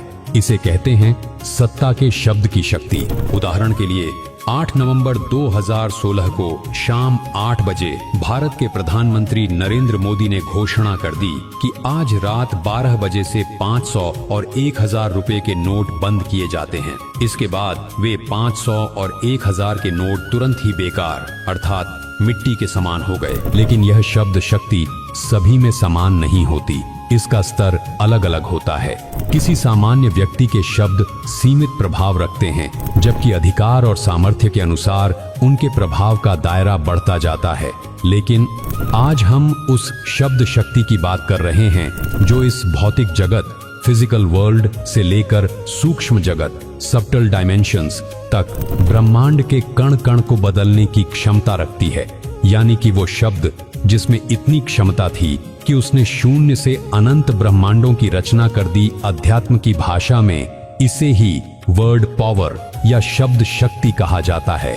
और यह अनंत शब्द शक्ति केवल और केवल पूर्ण परमेश्वर के पास ही होती है। अब हम अगर धर्म ग्रंथों के अनुसार शब्द शक्ति के विषय में बात करें तो बाइबल में ईश्वर की शक्ति को किसी शारीरिक बल के रूप में नहीं बल्कि उनके वचन यानी वर्ड के रूप में परिभाषित किया गया है। पवित्र बाइबल के यूहन्ना जॉन 1:1-3 में स्पष्ट लिखा है, आदि में वचन था और वचन परमेश्वर के साथ था और वचन परमेश्वर था। सब कुछ उसी के द्वारा उत्पन्न हुआ। यह आयत बताती है कि परमात्मा और उनका शब्द अलग नहीं है। दर्शकों, संत रामपाल जी महाराज जी ने इसी विषय में स्पष्ट किया कि स्वयं सृष्टि के रचनहार पूर्ण परमात्मा ने अपनी अमृत वाणी में बोला है, हम हैं शब्द शब्द, हम माही, हमसे भिन्न और कछु नाही। सृजन का सबसे बड़ा प्रमाण उत्पत्ति जेनेसिस 1-3 में मिलता है। जब परमेश्वर ने कहा उजियाला हो तो उजियाला हो गया। जरा सोचिए, ईश्वर ने प्रकाश बनाने के लिए कोई मशीन नहीं चलाई, न ही कोई मेहनत की। उन्होंने केवल कहा और वह घटित हो गया। यही है एब्सोल्यूट वर्ड पावर। जैसा कि यशायाह 55:10-11 में लिखा है, मेरा वचन खाली नहीं लौटता, वह पूरा होकर ही रहता है। इस्लाम के पवित्र ग्रंथ कुरान शरीफ में भी ठीक यही बात कही गई है। सूरा अल बकरा 2:117 के अनुसार जब अल्लाह ने सृष्टि की रचना की तो उन्होंने केवल एक शब्द कहा, कुन फयाकून, जिसका अर्थ है उसने कहा हो जा, और पूरी कायनात वजूद में आ गई। ठीक इसी तरह सिख धर्म की पवित्र पुस्तक जपुजी साहिब की पौंडी 16 में लिखा है, कीता पसाओ एको कवाओ तिस्ते होए लख दरियाओं, अर्थात उस परमात्मा के केवल एक शब्द से सारा संसार बन गया और उसी एक शब्द से सृष्टि के विभिन्न रूप बन गए। वहीं संत गरीबदास जी ने अमर ग्रंथ साहिब में इस रहस्य को खोलते हुए कहा है, गरीब रचनहार रचना रची है पुरुष प्रवीण, एक शब्द में सब किया, 5 तत्व गुण 3, गरीब सूक्ष्म मूर्ति सोहना, बहुरंगी विस्तार, एक शब्द में सब किया, ऐसा समर्थ सार। उन्होंने समझाया कि आकाश पाताल और 5 तत्व सब कुछ उस एक समर्थ परमात्मा के शब्द की ही देन है। दर्शकों, विभिन्न धर्म ग्रंथों के प्रमाणों से यह समझा कि शब्द शक्ति कोई सामान्य अवधारणा नहीं, बल्कि सृष्टि का मूल आधार है। सृष्टि की रचना किसी भौतिक सामग्री या शारीरिक परिश्रम से नहीं, बल्कि पूर्ण परमात्मा की शब्द शक्ति से हुई है। भाषाएं अलग हो सकती हैं, लेकिन सत्य नहीं बदलता। चाहे वह यशायाह का वचन हो, अल्लाह का कुन हो, या संत गरीबदास जी द्वारा बताया गया एक शब्द हो, सभी एक ही ओर इशारा कर रहे हैं। वह पूर्ण परमेश्वर एक है और उसकी शब्द शक्ति ही इस पूरे ब्रह्मांड का एकमात्र आधार है। असली रहस्य इसी समर्थ सार शब्द को पहचानने में है। दूसरा सवाल आता है, शब्द शक्ति काम कैसे करती है? भौतिक स्तर पर आपने राजा और किसान वाले उदाहरण से समझा कि किसी के शब्द आदेश बनकर बाहरी परिवर्तन ला सकते हैं। उसी प्रकार मंत्री, मुख्यमंत्री, अधिकारी या सामान्य व्यक्ति, जिसका जितना अधिकार और स्तर होता है, वह उतने ही दायरे में स्थूल भौतिक वातावरण को प्रभावित कर सकता है। लेकिन यदि गहराई से देखें तो उनके राज्य में अशांति बनी रहती है। लड़ाई झगड़े, अपराध, बीमारियां, दुख और तनाव खत्म नहीं होते, जबकि हर शासक चाहता है कि उसका राज्य राम राज्य की तरह शांत और सुखी बने। फिर भी यह संभव नहीं हो पाता। इसका कारण यह है कि उनके पास वह सर्वोच्च शब्द शक्ति नहीं होती, जिससे वे मनुष्य के विचार, भाव और संस्कार को जड़ से बदल सकें। वे बाहरी व्यवस्था तो बना सकते हैं, लेकिन भीतर के मन और चेतना को परिवर्तित नहीं कर पाते। और जब तक व्यक्ति के अंदर परिवर्तन नहीं होता, तब तक समाज में स्थायी शांति स्थापित नहीं हो सकती। जो अब असली जगन्नाथ महाप्रभु संत रामपाल जी महाराज की शब्द शक्ति से स्थायी शांति संभव होगी, जिसकी एक विशेष प्रक्रिया है, और इस प्रक्रिया से हर व्यक्ति को गुजरना अनिवार्य है। जिस प्रकार एक वीरान पड़े खेत में अच्छी फसल उगाने के लिए पहले खेत की मिट्टी को विशेष उपकरणों से जोतकर चीड़ फाड़ कर बीज बोने योग्य बनाया जाता है, फिर बीज बोया जाता है, सिंचाई की जाती है और आवारा पशुओं से बचाया जाता है, तब जाकर फसल यानी फल प्राप्त होता है। इसी प्रकार विश्व शांति का जो फार्मूला संत रामपाल जी महाराज जी ने बताया है, उसका फल प्राप्त करने के लिए प्रथम अपने हृदय रूपी खेत से अज्ञान रूपी झाड़ झंखाड़ को काटना छांटना पड़ेगा। उसके बाद सतभक्ति रूपी बीज हृदय में बोया जाएगा। तत्पश्चात स्थायी शांति रूपी फसल यानी फल प्राप्त होगा। अर्थात सर्वप्रथम अज्ञान को समाप्त करना होगा। अज्ञान केवल सतज्ञान से ही समाप्त होता है। सतज्ञान की प्राप्ति के बाद सतभक्ति करनी होगी। सतभक्ति से धीरे धीरे हृदय का परिवर्तन शुरू हो जाएगा, और जब हृदय परिवर्तित हो जाएगा, तब आंतरिक स्थायी शांति रूपी मनोवांछित फल प्राप्त हो जाएगा। और ये सब संभव होगा जगन्नाथ महाप्रभु संत रामपाल जी महाराज के द्वारा, क्योंकि उनके शब्द से ही अज्ञान हटेगा, उनके शब्द से ही सतज्ञान होगा और उनके शब्द से ही सतभक्ति प्रफुल्लित होगी। दर्शकों, अब तक आपने गीता, कुरान, बाइबल और गुरु ग्रंथ साहिब के प्रमाणों से समझा कि शब्द शक्ति ही इस सृष्टि का मूल आधार है। अब समय है इस सत्य को अपने जीवन में उतारने का। दर्शकों, जिस दिन हर इंसान अपने मन, कर्म और वचन से किसी का बुरा सोचना छोड़ देगा, उसी दिन से शुरू होगी असली शांति की यात्रा। तब न कोई हिंदू, न मुसलमान, न सिख, न ईसाई होगा, बल्कि हर एक इंसान की सिर्फ एक पहचान होगी, मानवता। तो दर्शकों, अगर आपको यह आध्यात्मिक विज्ञान और शब्द शक्ति का यह रहस्य समझ आया हो, इस वीडियो को लाइक करें, अपने परिवार और दोस्तों तक यह सत्य पहुंचाएं। चैनल को सब्सक्राइब करें और बेल आइकन दबाएं, ताकि यह ज्ञान घर घर तक पहुंच सके। वो आपको कुछ भक्तों के अनुभव दिखाते हैं। परमात्मा कबीर परमेश्वर की शरण माने के बाद उनको कैसे सुख मिले, पहले वो कितने कष्ट से जीवन जी रहे थे, और परमात्मा ने आज उनको हाथों पर रख लिया। समर्थ का शरणा गहो रंगहोरी हो, और कभू ना हो काज राम रंगहोरी। सत साहिब दर्शकों, जब एक आम इंसान जीवन में हर संभव पूजा पाठ, व्रत उपवास, टोने टोटके और देवी देवताओं की उपासना कर ले, और फिर भी उसे दुख, बीमारी, मानसिक अशांति और पारिवारिक झगड़ों से छुटकारा नहीं मिले, तो वह निराश होकर नास्तिकता की ओर बढ़ने लगता है। दर्शकों, ऐसी ही कहानी थी उत्तराखंड के रहने वाले जोगा सिंह जी की। जोगा जी बचपन से ही पूजा पाठ और मंदिरों में जाते थे, और हर वो साधना करते थे जो भी सुखदायक मानी जाती है। लेकिन दर्शकों, इसके बावजूद भी न तो इनकी घर गृहस्थी में शांति आई और न ही इनके मन को सुकून मिला। उल्टा जोगा जी मानसिक तनाव और घरेलू कलह के शिकार होते चले गए। लेकिन दर्शकों, आज जोगा जी का कहना है कि संत रामपाल जी महाराज से दीक्षा लेने के बाद मेरे जीवन में चमत्कारिक बदलाव आया है। सबसे पहले तो मेरी नशे की आदत अपने आप छूट गई। उसके बाद मेरी मानसिक स्थिति सुधरी, पारिवारिक जीवन में शांति आई और मेरे जीवन में नई ऊर्जा का संचार हुआ। दर्शकों, क्या सिर्फ संत रामपाल जी महाराज से नाम दीक्षा लेने मात्र से जीवन के सारे दुख मिट सकते हैं? क्या सच्चे सतगुरु की शरण में आकर वो नशे की आदत भी छूट सकती है जो सालों से इंसान को जकड़े हुए हो? आखिर इसके पीछे की सच्चाई क्या है? आइए सुनते हैं जोगा सिंह जी की कहानी, उन्हीं की जुबानी। नमस्कार सर। नमस्कार जी। सर, क्या नाम है आपका? जोगा सिंह। जोगा जी, आप कहाँ से हैं? जिला अल्मोड़ा से। सर, संत रामपाल जी महाराज से नाम दीक्षा आपने कब ली? 2013 में। संत रामपाल जी महाराज से नाम दीक्षा लेने से पहले आप क्या भक्ति साधनाएं करते थे? इनसे लेने से पहले से मैं देवी देवताओं की भक्ति करता था और शिव जी को मैंने पहले गुरु बनाया था। इंसानों को मैंने पहले गुरु नहीं बनाया था, क्योंकि मैं इन गुरुओं के चक्कर में कभी रहा नहीं और मेरे को इन चीज़ों से कोई लाभ हुआ भी नहीं और मुझे कोई इनमें सच्चाई दिखी भी नहीं, क्योंकि सबकी एक ही बात थी और एक ही चीज़ बोलते थे। कहते थे कि भाई ब्रह्मा विष्णु मैं से ऊपर का कोई ज्ञान बताता नहीं था, दुर्गा को से माता कोई बताता नहीं था।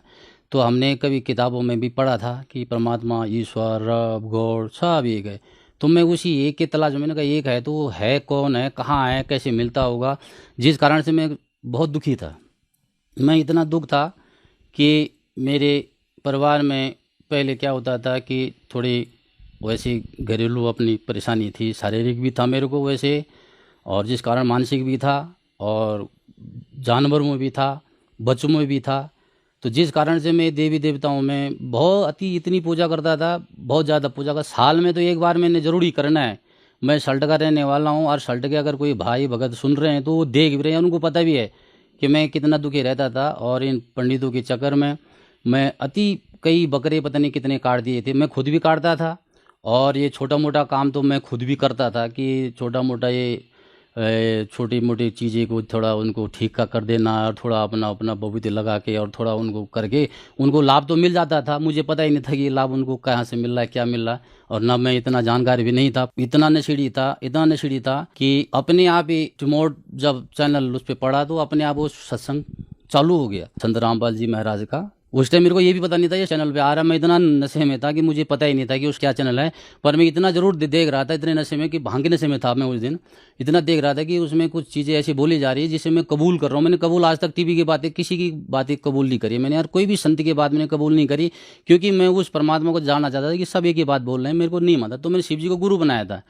तो ऐसे क्या हुआ, एक दिन मैं जब नशे में था मैंने देखा कि रात को मैंने कुछ हाँ तो करी है, करा क्या है समझ में नहीं आया। मैंने दूसरे दिन सवेरे वो चैनल चेक किया क्या है वो, तो शाम को मैंने उस दिन ज़रा नशा नहीं किया। तो फिर मैं उसमें संत रामपाल जी के महाराज सबसे पहले तो उसमें यही आया कि ब्रह्मा विष्णु महेश के माता पिता कौन है और शेरा वाली माता अष्टंगी दुर्गा का पति कौन है। कुछ शब्द ऐसे थे जो आज तक सुने भी नहीं थे और न कभी किसी ने बताए।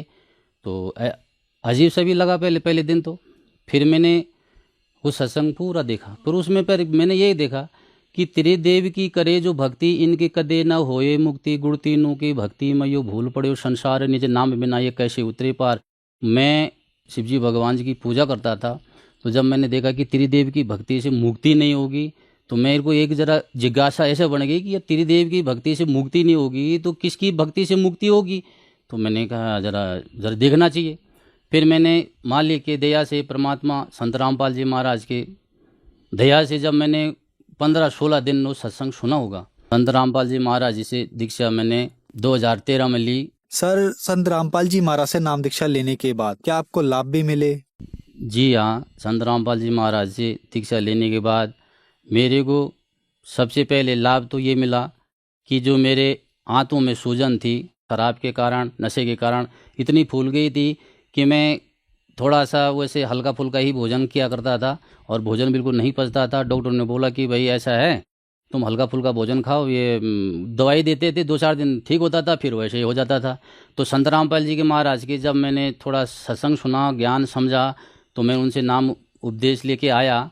तो नाम उपदेश लेने के बाद मेरे को सबसे पहले लाभ तो ये हुआ कि जो मेरा लीवर था, वो लीवर जो मेरा सही लाइन पे आ गया परमात्मा की दया से। दूसरा लाभ मेरे को क्या हुआ, जो मेरे गाय भैंस बकरी, ये जो 1 हफ्ता में 15 दिन में जो ख़त्म होते थे, गांव वाले कुछ तो ये भी बोलते थे, यार तेरी जब ये बकरी मरती है तो हमको क्यों नहीं बात आता है। मैंने कहा नहीं भाई, किसी की कोई तबीयत ख़राब हो जाएगी, मैं इनको दे दूंगा, फिर सारे बात मेरे ऊपर आएगी। मैं किसी को कुछ नहीं बता के गड्ढा खाद के सीधा उसमें डाल देता था, जिस कारण से मेरे मुर्गी भी बहुत होती थी पहले। तो वो भी क्या होता था कि तीसरे चौथे दिन कभी किसी पे छेद हो जाए, वो थोड़ा सा कांटा जैसा चुभना, ऐसा करके कई चीज़ें ये तो किसी ने बोला भाई जंगल में पूजना है, किसी ने बोला वहाँ करना है। तो मैं बहुत ये साधना करी, जिस कारण से मैं इतना उग गया कि काम करने के बाद 1 महीने के बाद फिर वैसे हो जाना, 1 महीने के बाद फिर वैसे हो जाना। तो हर साल का मेरा ये देख एक प्रकार का ये बन ही गया था कि हर साल मैं ये पूजाएँ करता रहता था, जिस कारण से मुझे लाभ तो कुछ नहीं मिला है। जब संत रामपाल जी के महाराज के शरण में आ गया हूँ, आज मेरे को 9-10 साल हो गए परमात्मा की दया से।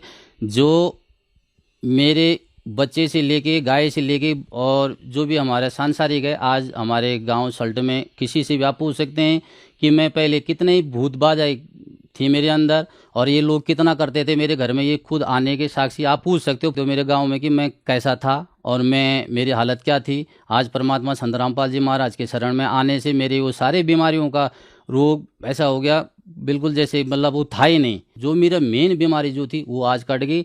जो मैं राजमा और जैसे हार्ड दालें जो हैं, ये हार्ड चीज़ें मैं कभी नहीं खाता था, तो आज परमात्मा की दया से मैं सभी चीज़ खाता हूँ और सभी चीज़ मुझे हजम भी है और हजम हो भी जाता है। हजम मालिक की दया से अपने घर में खेती बाड़ी करने लग गया परमात्मा की दया से। तो सबसे पहले मैं 4-5 हज़ार की मिर्च बीजा करता था पहले।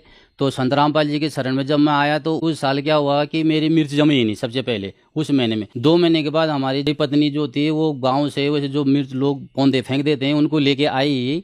तो 2 महीने के बाद जब वो पौधे लगाए तो मेरे गाँव के एक बुजुर्ग आदमी है, उन्होंने बोला यार इसमें तो ये क्यों लगा रहा है, अगले महीने थोड़ी हो जाएगी तेरी मिर्च परमात्मा की दया से। मैंने कहा कोई बात नहीं, सब्जी के लिए तो हो ही जाएगी।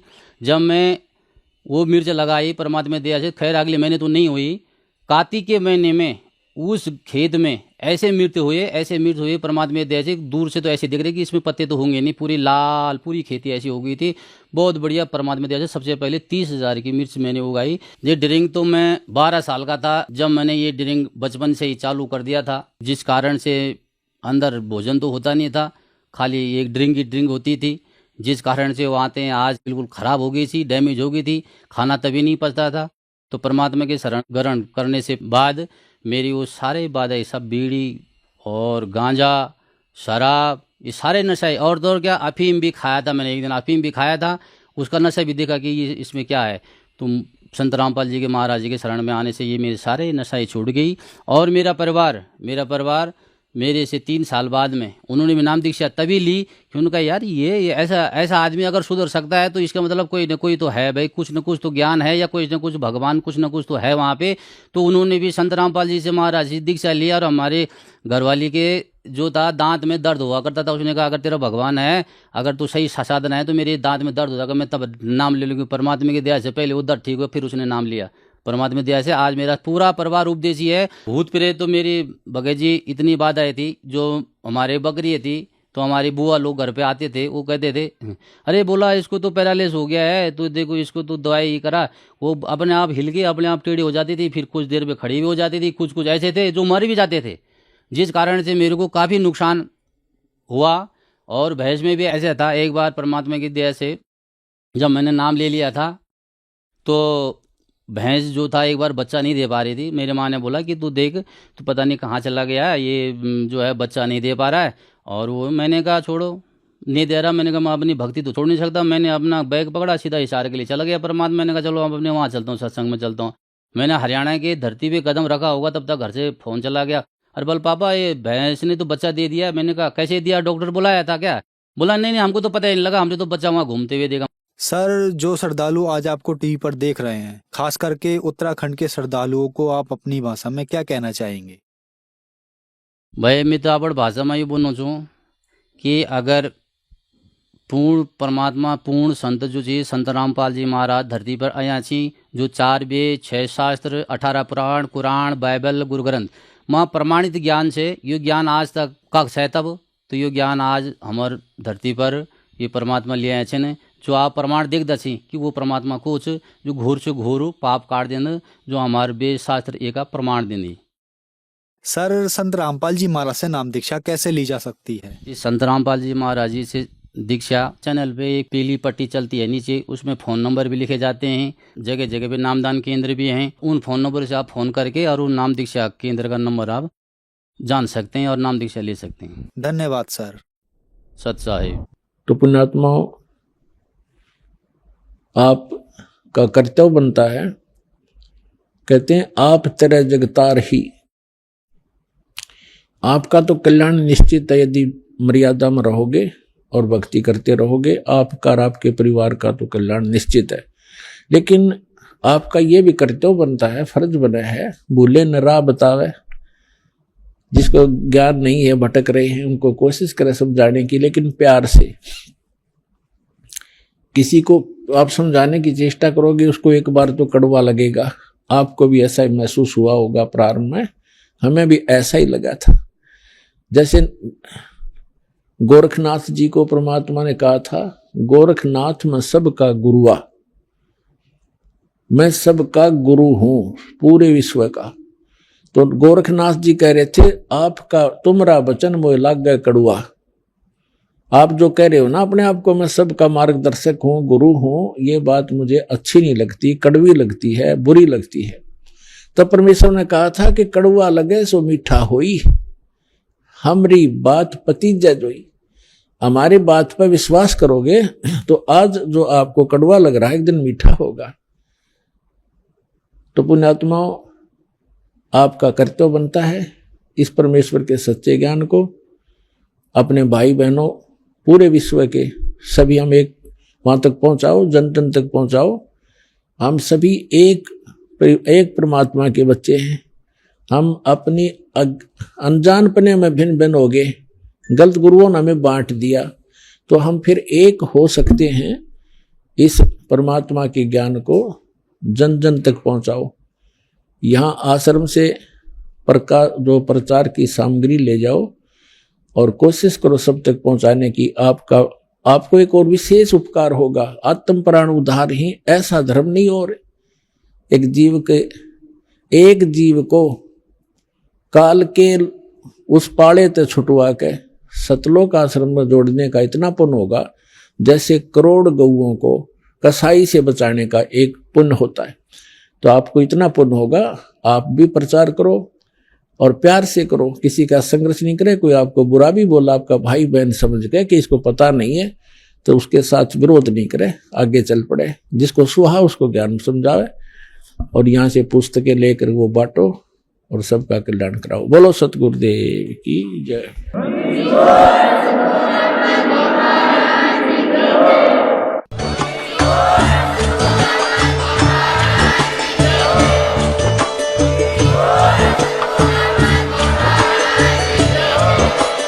आप सुन रहे थे जगत गुरु तत्वदर्शी संत रामपाल जी महाराज जी के मंगल प्रवचन। अधिक जानकारी के लिए विजिट कीजिए हमारी वेबसाइट www.jagatgururampalji.org। संत रामपाल जी महाराज जी के शुभ आशीर्वाद से पूरे विश्व भर में 500 से भी ज्यादा नाम दीक्षा केंद्र हैं, जिन पर संत रामपाल जी महाराज जी द्वारा ऑनलाइन निशुल्क नाम दीक्षा दी जा रही है। अपने नजदीकी नाम दीक्षा केंद्र का पता करने के लिए संपर्क करें 8222880541।